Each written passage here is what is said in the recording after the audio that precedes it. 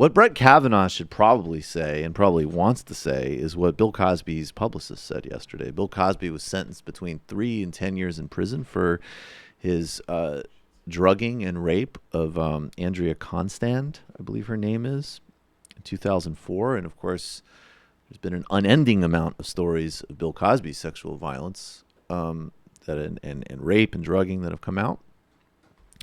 But Bill Cosby's publicist is going to connect this to Andrew Wyatt.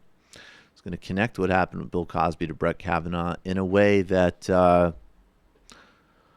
don't know. Let's just watch this. I believe and think it is important to point out that this has been the most racist and sexist trial in the history of the United States. Dr. Cosby has been one of the greatest civil rights leaders in the United States for over the last 50 years. He has also been one of the greatest educators of men and boys over the last 50 years. This was not pointed out to the jury or allowed in court because the racist and sexist mass media was attacking and denouncing Dr. Cosby whenever his lawyers even hinted there was racist and sexism present. All three of the psychologists who testified against Dr. Cosby were white women who make money off of accusing black men of being sexual predators. It is no accident that the prosecutor still worked so close with anti-black and anti-male activist groups who tried to extort $100 million from Dr. Cosby in 2014 and continues to produce racist and sexist publicity against him through the 35 clients. What is going on in Washington today with Judge Kavanaugh is part of that sex war that Judge O'Neill, along with his wife, are a part of. Regarding the psychologist Kristen Dudley, she is a practitioner of mindfulness. This is an Eastern-inspired practice that is controversial in the field of psychology. No, it's not. I have noticed that a number of accusers also produced it, and I believe that AC and Judge O'Neill conspired with this. Dr. Ford practices mindfulness, a controversial Eastern technique that is under question in the psychological field.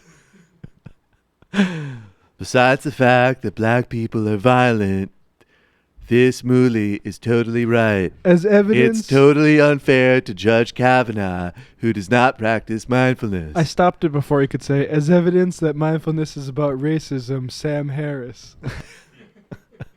That's actually a good point. I appreciate you making me not the only one who has such contempt for Sam Harris that you could just bring him in.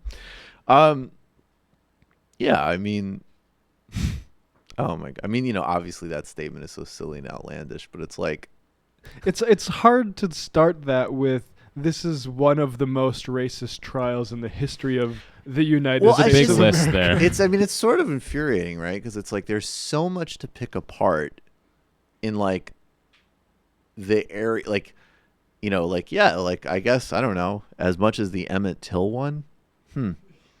I don't know. I mean, it's like it's such an abuse of like things that actually are going to need to be like assessed and figured out. This guy is just like peddling on behalf of a rich celebrity, like uber predator. It's opportunism by reactionaries in a culture that's sort of progressing. So you grasp onto whatever you can just because it's sort of the tactically useful thing, and you see what sort of effect it has when it's used against people of your own side.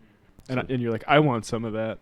Yeah, exactly. Kavanaugh's like, let's set up a meeting with that guy and don't throw the white power signs when he's around. We have work to do.